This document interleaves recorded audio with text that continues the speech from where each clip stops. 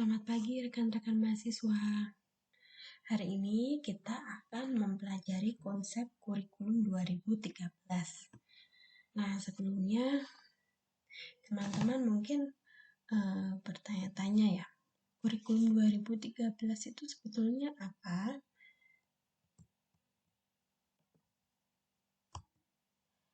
Nah, kurikulum 2013 yaitu kurikulum yang terintegrasi.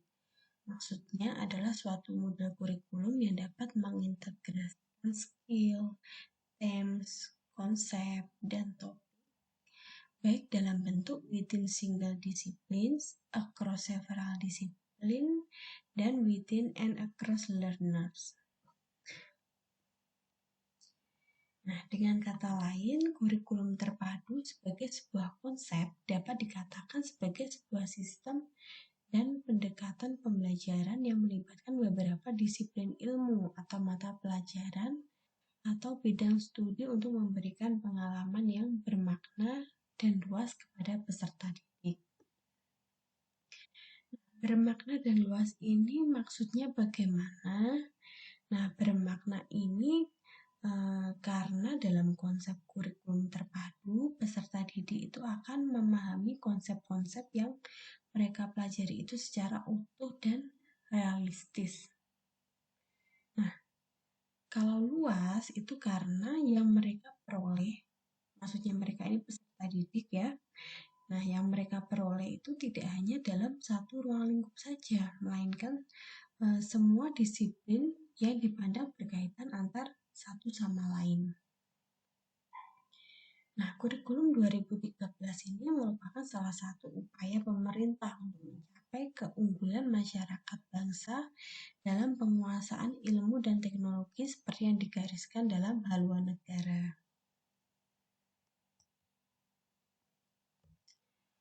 Nah, selanjutnya, titik berat kurikulum 2013 ini bertujuan agar peserta didik atau siswa itu memiliki kemampuan yang lebih baik dalam melakukan 1. Observasi, 2. Bertanya. Nah, bertanya ini maksudnya dalam ranah wawancara, seperti itu contohnya. Yang ketiga, bernalar. Dan yang keempat, mengkomunikasikan apa yang mereka peroleh atau mereka ketahui setelah menerima materi pelajaran. Mengkomunikasikan di sini maksudnya bisa mempresentasikan seperti itu. Jadi peserta didik itu bisa menyampaikan kembali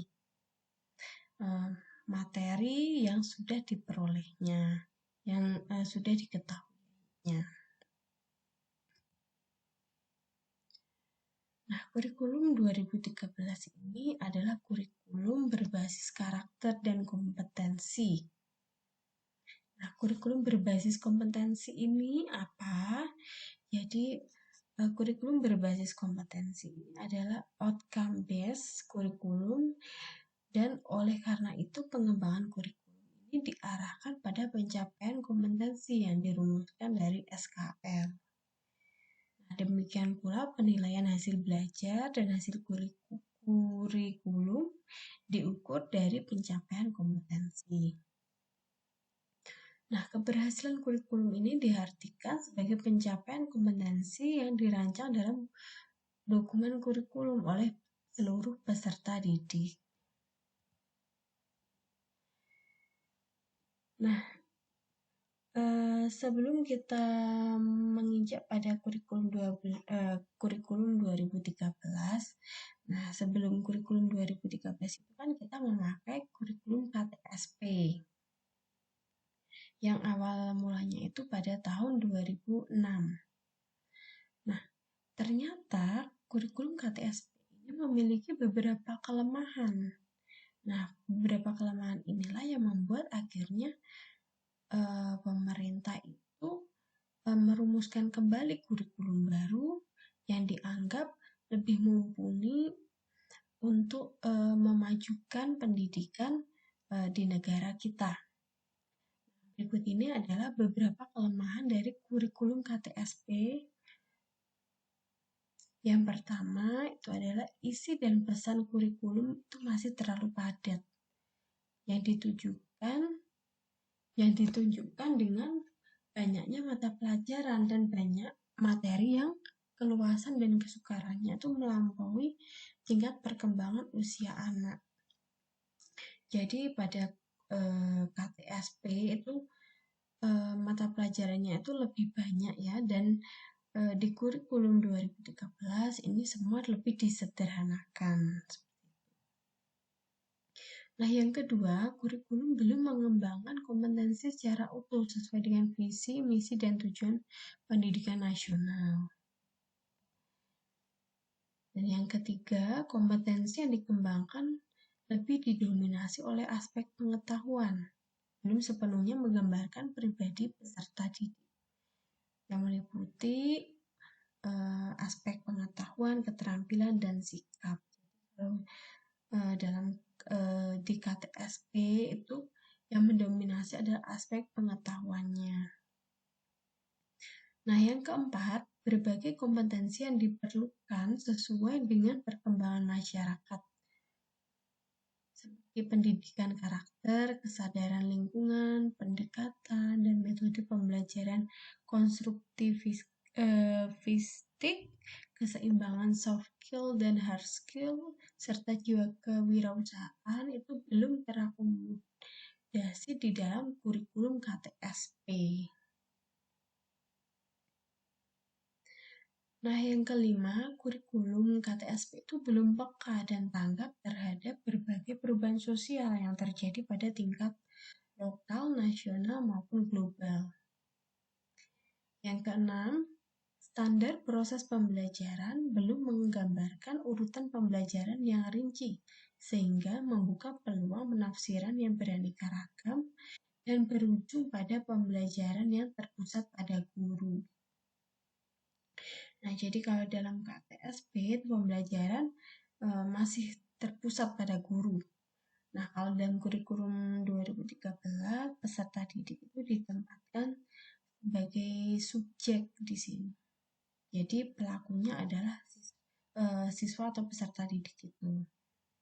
Nah, yang ketujuh, penilaian belum menggunakan standar penilaian berbasis kompetensi serta belum tegas memberikan layanan remediasi dan pengayaan secara berkala. Nah, beberapa kelemahan dari kurikulum KTSP tersebut akhirnya membuat disusunnya pola pikir baru di sini. Nah, bisa teman-teman lihat. Nah, di sini ada penyempurnaan pola pikir dalam perumusan kurikulum. Nah, ini yang sebelah kiri ini ada KBK 2004 dan juga KTSP 2006. Lalu yang sebelah kanan ini ada kurikulum 2013. Nah, dalam kurikulum lama, standar kompetensi lulusan ini diturunkan dari standar isi. Nah, kalau dalam kurikulum 2013, standar kompetensi lulusan diturunkan dari kebutuhan. Lalu yang kurikulum lama, standar isi ini dirumuskan berdasarkan tujuan mata pelajaran atau standar kompetensi lulusan mata pelajaran yang dirinci menjadi standar kompetensi dan kompetensi dasar mata pelajaran. Kalau dalam kurikulum 2013, standar isi diturunkan dari standar kompetensi lulusan melalui kompetensi inti yang bebas mata pelajaran. Nah, supaya lebih mudah, langsung saja ya ini ya, teman-teman bisa lihat. Nah, ini bagian ini. Nah, teman-teman bisa lihat.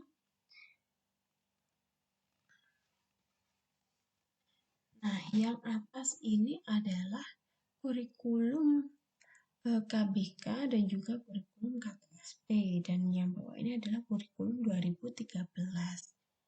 Nah, kalau dalam KBK dan KTSP di sini ya, nah standar kompetensi lulusan ini diturunkan Nah ini ya, standar kompetensi lulusan ini diturunkan dari standar isi. Nah, kalau dalam kurikulum 2013, standar kompetensi lulusan ini diturunkan dari kebutuhan ya, di sini dari kebutuhan. Kalau dalam kurikulum yang lama, standar isi ini, nah yang bisa teman-teman lihat ya, standar isi.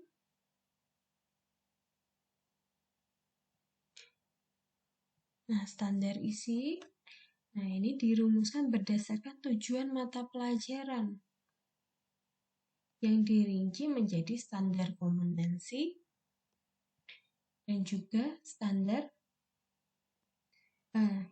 yang dirinci menjadi standar kompetensi dan kompetensi dasar mata pelajaran.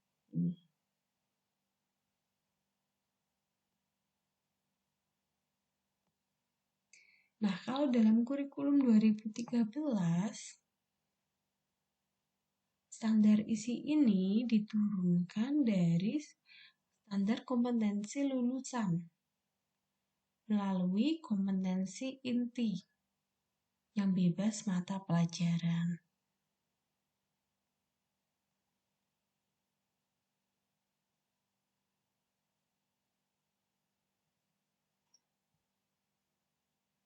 Nah, kalau teman-teman lihat di sini berbeda ya. Berbeda. Nah, kalau di sini kompetensi ini, kalau yang kurikulum lama ya, kompetensi ini diturunkan dari mata pelajaran. Nah, kalau dalam kurikulum 2013, mata pelajaran ini diturunkan dari kompetensi yang ingin dicapai. Jadi kompetensinya itu dulu apa, kompetensinya apa yang ingin dicapai, nah itu baru diturunkan ke mata pelajaran di sini.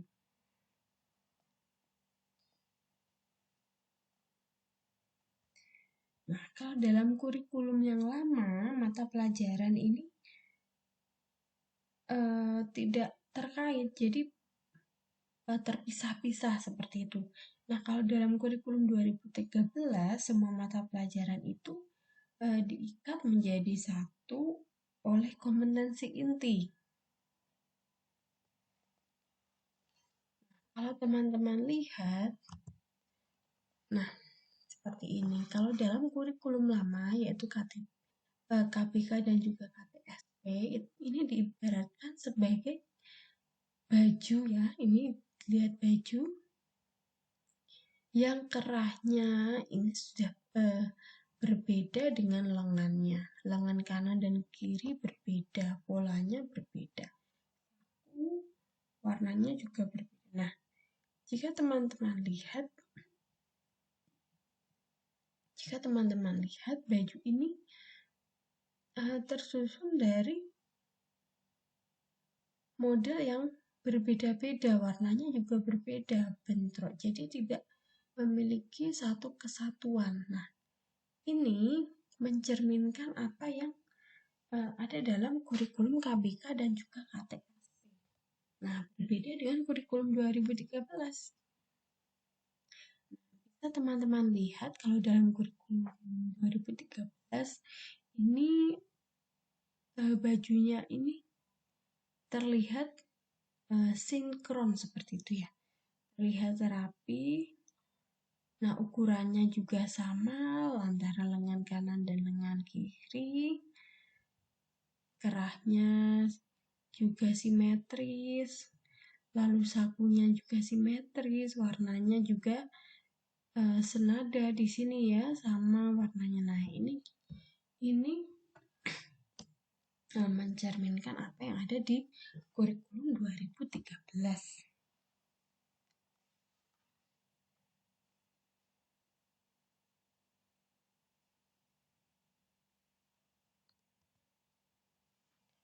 Nah, lalu apa landasan pengembangan kurikulum 2013?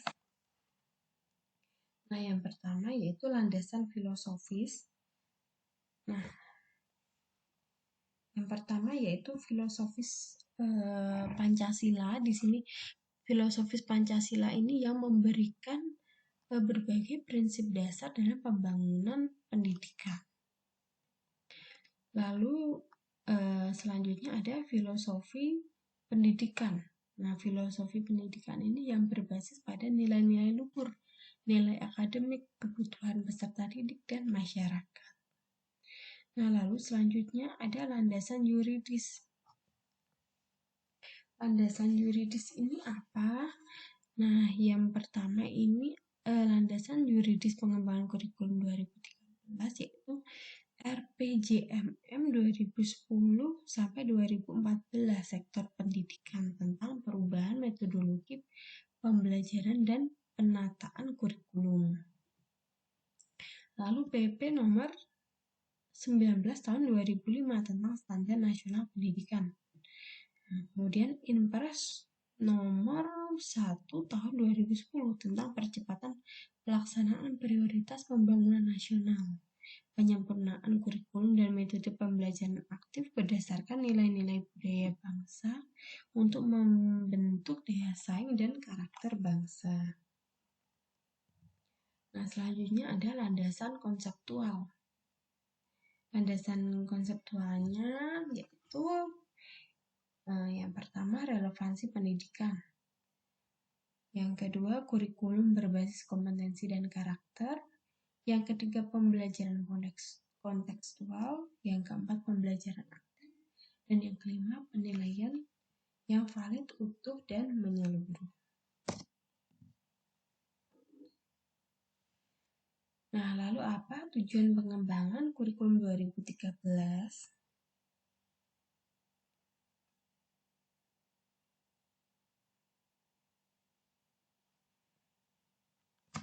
Nah, melalui pengembangan kurikulum 2013 ini akan dihasilkan insan Indonesia yang produktif, kreatif, inovatif, afektif melalui penguatan sikap, keterampilan, dan pengetahuan yang terintegrasi. Nah, dalam hal ini, pengembangan kurikulum ini difokuskan pada pembentukan kompetensi dan karakter peserta didik yang berupa paduan dari pengetahuan, keterampilan, dan sikap yang dapat didemonstrasikan oleh peserta didik atau siswa itu sebagai wujud pemahaman terhadap konsep yang dipelajarinya secara kontekstual. Nah, kurikulum 2013 ini itu juga memungkinkan para guru ini untuk menilai hasil belajar peserta didik itu melalui suatu proses ya.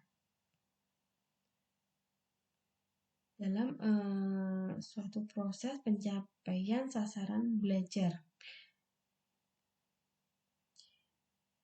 Nah, penilaian ini itu untuk penilaian ini mencerminkan penguasaan dan pemahaman terhadap apa yang sudah dipelajari oleh peserta didik. Nah, oleh karena itu peserta didik di sini perlu mengetahui kriteria penguasaan kompetensi dan karakter yang akan dijadikan sebagai standar penilaian hasil belajar. Sehingga peserta didik di sini dapat mempersiapkan dirinya melalui penguasaan terhadap sejumlah kompetensi dan karakter tertentu sebagai prasyarat untuk melanjutkan ke tingkat penguasaan kompetensi dan karakter yang selanjutnya. Nah, ini dapat teman-teman lihat pada slide ya. Jadi mengacu pada penjelasan Undang-Undang Nomor 20 Tahun 2003 bagian umum yang dikatakan bahwa strategi pembangunan pendidikan nasional dalam undang-undang ini meliputi titik-titik. Yang kedua, pengembangan dan pelaksanaan kurikulum berbasis kompetensi. Nah, ini ada pada penjelasan pasal 35 bahwa kompetensi lulusan merupakan kualifikasi kemampuan lulusan yang mencakup mencakup sikap, pengetahuan, dan keterampilan sesuai dengan standar nasional yang telah disepakati. Maka diadakan perubahan kurikulum dengan tujuan untuk melanjutkan pengembangan kurikulum berbasis kompetensi yang telah dirintis pada tahun 2004 dengan mencakup kompetensi sikap, pengetahuan, dan keterampilan secara terpadu.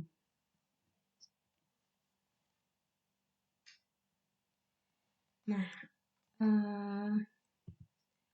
untuk mencapai tujuan tersebut, nah ini menuntut perubahan pada berbagai aspek yang lain, terutama dalam implementasinya di lapangan. Nah, pada proses pembelajaran dari siswa yang mulanya itu diberitahu menjadi siswa ini harus mencari tahu di sini.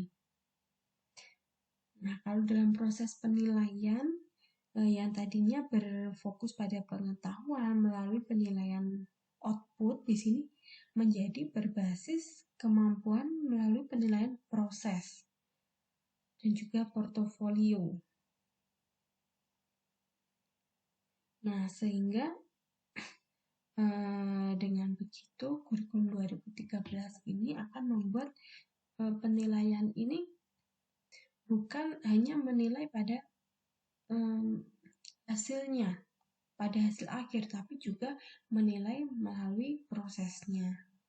Nah, dengan seperti ini, sehingga dalam kurikulum 2013 ini juga membutuhkan penambahan jam pelajaran. Jadi kalau dalam kurikulum 2013 jam pelajarannya itu lebih banyak daripada kurikulum KTSP seperti itu.